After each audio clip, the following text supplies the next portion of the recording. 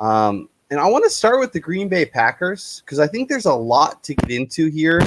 Uh, and we'll start with Aaron Rodgers. Not only did they just say after last year where Devontae Adams who missed time and nothing really until Alan Lazard stepped up over the last couple weeks of the season did they have anything from the receivers. They said, "Nah, we're all set there. We're good." Then they decided to look at the strong suit of the team, with Aaron Jones, with Jamal Williams, and they go, "Let's take another running back." So they took AJ Dillon out of Boston College, which I like. AJ Dillon is a nice complimentary piece, but a second round pick on him, it felt a little aggressive. And this was after they're using a first round pick on Jordan Love, a quarterback. What are the Packers doing? I have no epic idea. I see.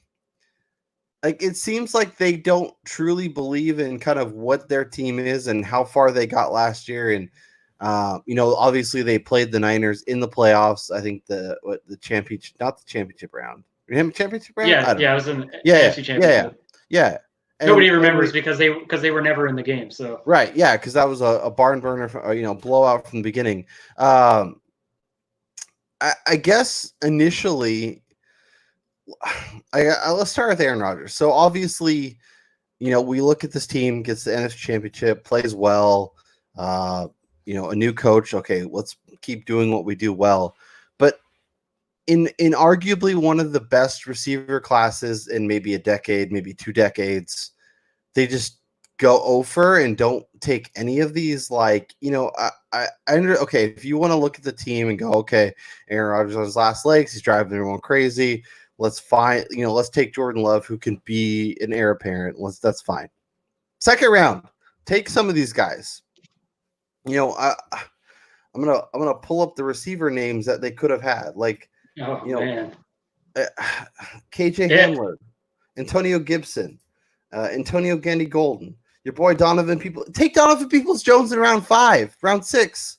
Take KJ Hill. Like, take a shot on some of these guys, even if you're not going to use high draft capital to go after. But like, you have Aaron Rodgers, and maybe this will look foolish because they already have a trade lined up for AJ Green or that something. I highly doubt. But like, that's the only way you could rationalize their moves on draft day. Yeah, the only thing I can think that they're thinking right now is that they feel as if their defense is good enough to get them to the same spot or a similar spot that they were last year.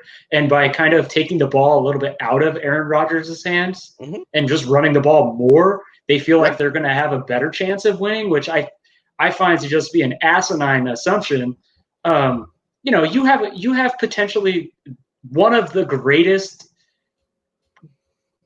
quarterbacks, or just like, he's just one of the best improvisers we've ever seen in the game, and you're giving him no talent whatsoever on the outside, minus Devontae Adams. And I mean, his numbers have been declining over the last couple of years, but who's he had to throw to?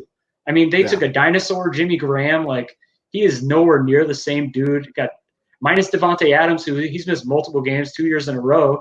I mean, in Quadius St. Brown, who Marquez Valdes-Scantling. I thought EQ St. Brown was going to be so good. I was so wrong. Dude, Geronimo Allison, who I loved, he's gone. I mean, they have whipped on everybody. I do like Alan Lazard. I do think he has potential.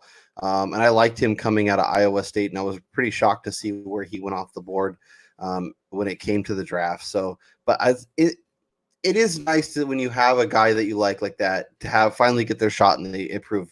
The one thing I will give them credit for, though, is both Aaron Jones and Jamal Williams are expiring deals after the season. And smart teams have learned that you don't actually pay running backs.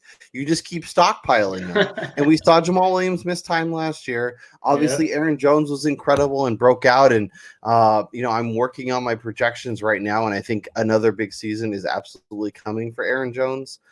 So I get the A.J. Dillon drafting there. Pay the running backs as little as possible. Have as many options as you can possibly have.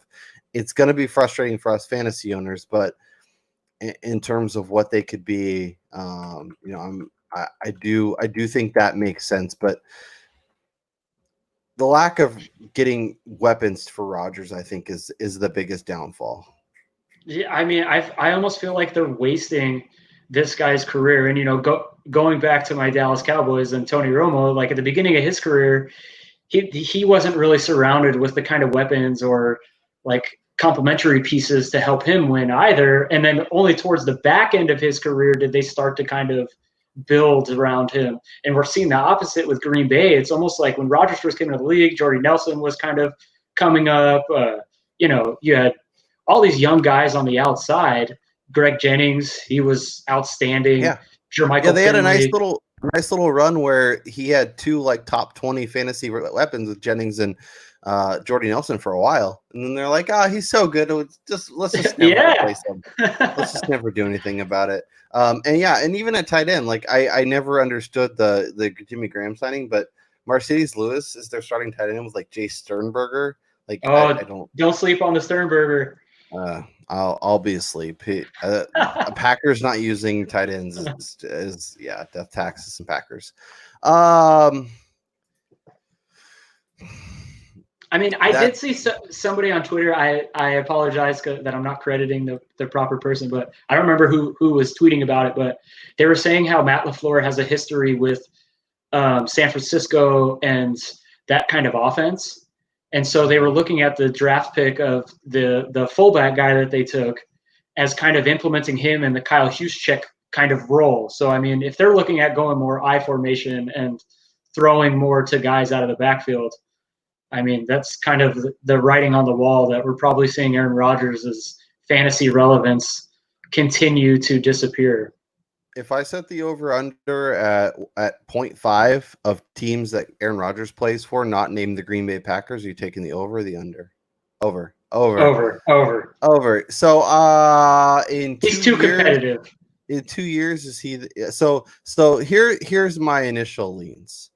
San Francisco, they finally right the wrong if Jimmy G has a struggling season, but Rodgers is also one of those guys that's like you mentioned, he's really competitive, but he's also like kind of, I don't want to say a dick, but he like seems like he'd be vindictive, right? And so, like, would he even, no matter how much the Niners are willing to throw at him, no matter what the situation, go, you guys passed on me 10 years ago. I'm not going to come to you, no matter how many people, how much money you give me.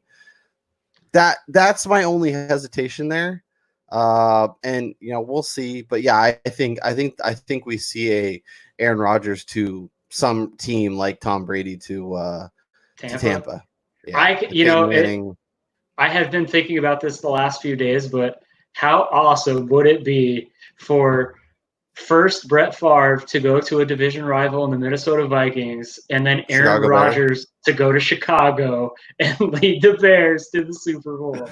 I mean, if you want to put a stake in the heart of all Packers nation, go to Chicago, play for the rival. It's leaning that way with the way Nick Foles' contract is structured, that he can get out of his deal and then say there's an opening and Rodgers is right there.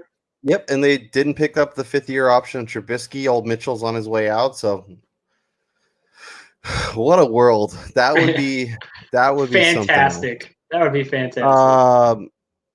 But in terms of Aaron Jones, is he a guy that you're just whoever is behind him is going to be the complementary piece, and he's still a guy that you consider kind of in that top 10 among running backs this year? Yeah, I mean, except for him kind of having a negative touchdown regression, which I mean, he lit it up last year with the amount of times he found the end zone. I don't see that happening. But as far as like the amount of touches and his usage, his field time, like I don't really see that being altered as long as he's healthy. I think the drafting of AJ Dillon affects Jamal Williams a lot more. Just kind of they're going to be using Dylan more as like the bruiser, and maybe we see Aaron Jones see increased opportunities as a receiver with Jamal Williams losing playing time. Yeah. Like right now, I have Aaron Jones penciled in for 830 yards, 9 touchdowns, another 36 catches for 400 yards. So I'm I still mean, tweaking. I'm still tweaking all my projections, but I feel like less than 10 touchdowns is pretty reasonable after last year, and we'll see kind of how this shakes out. I have Aaron Jones getting 180 rush attempts, Jamal Williams getting 85, AJ Dillon getting 50. Pretty I fair. could see a split like that. Yeah. So it's always interesting.